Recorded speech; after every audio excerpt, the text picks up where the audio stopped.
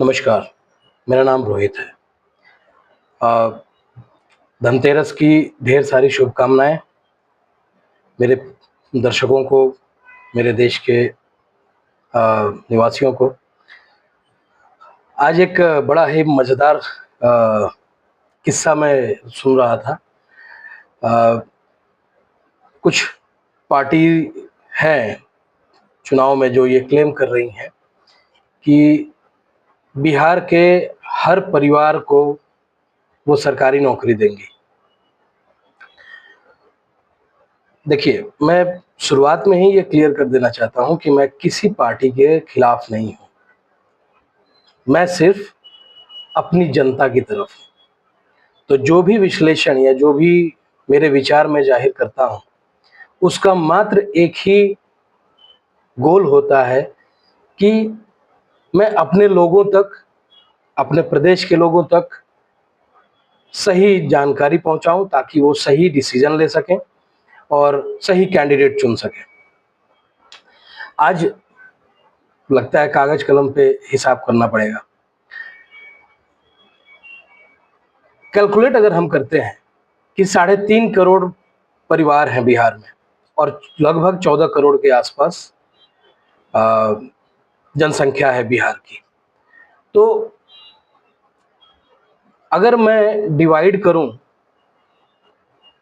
14 करोड़ को 3.5 करोड़ से, तो लगभग 3 या 4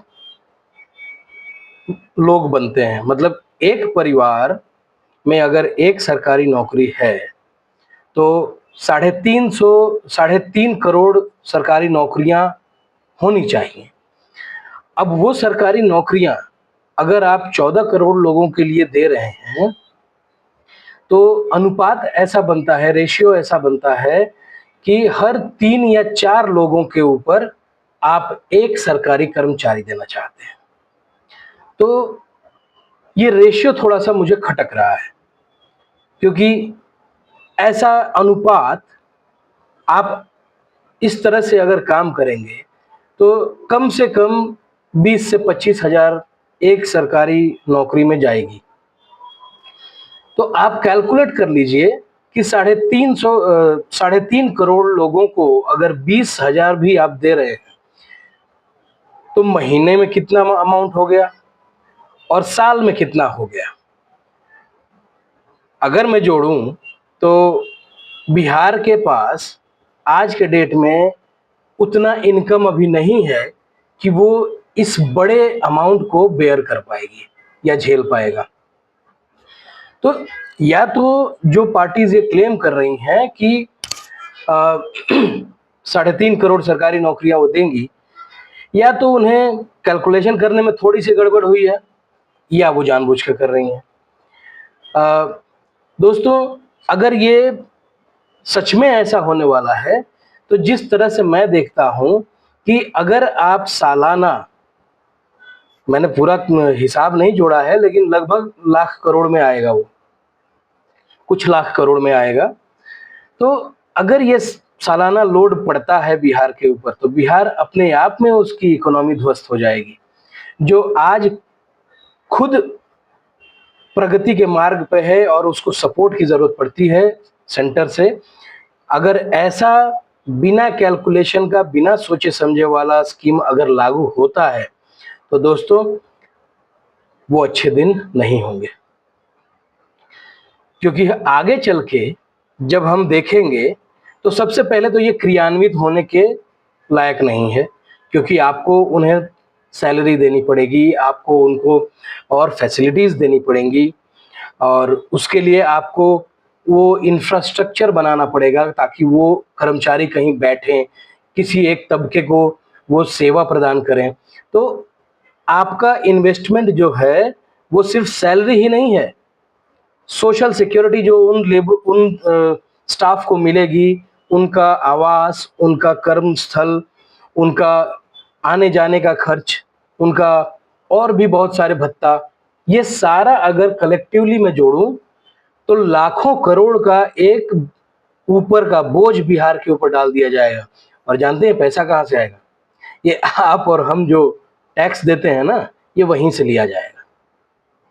तो कोई अगर कहे कि आप यार सरकारी नौकरी के खिलाफ बोल रहे हो, नहीं, मैं सरकारी नौकरियों के खिलाफ नहीं बोल रहा हूं। मैं ये कह रहा हूं कि आप सही कैलकुलेशन करिए कि आप सरकारी नौकरियां कितनी दे सकते हैं, बिहार उतना लोड झेलने के लिए आज के डेट में तैयार है भी या नहीं। अदरवाइज आप सरकारी नौकरियों के साथ साथ प्राइवेटाइजेशन का भी तो यूज कर सकते हैं। आज हम लोग भी प्राइवेट संस्थानों में काम करते हैं और भगवान की कृपा से अच्छा कर रहे हैं।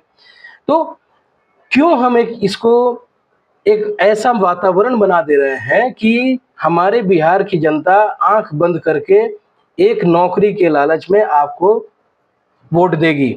लेकिन कम से कम आप अपना रोड मैप तो जाहिर करिए कि आप कैसे उतना देंगे, तब न मेरी जनता, मेरे बिहार की जनता प्रजा कहेगी कि भाई आपका कैलकुलेशन सही है या गलत। अगर सही है तो मैं बिल्कुल अपने बिहार की जनता से अपील करूंगा कि आप उन पार्टियों को दें जो आपको आर्थिक सामाजिक रूप से सशक्त बनाती हैं और ये सरकारी नौकरियां आपको बहुत मदद करेंगी, अगर ये क्रियान्वित होता है तो।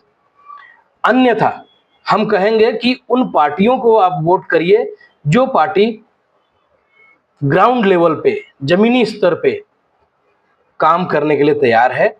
और करोड़ों नौकरियां अगर नहीं भी दे पा रही हैं तो कम से कम सामाजिक हमारा जो स्तर है रहन सहन का, खर्चों का, उसमें हमें योगदान दे। यकीन करिए, हमें कभी भी वोट करना है तो कैलकुलेट करके करना है, क्योंकि ये आज का बदलता बिहार है और आज जो हम बटन दबाएंगे ये अगले 5 साल तय करेगा कि हम और हमारा परिवार और हमारा बिहार कहां पहुंचेगा। तो दोस्तों, सोचिए समझिए। हमारे बिहारी में कहते हैं गुनल जाला जानल जाला तब बटन दबावल जाला। नमस्कार।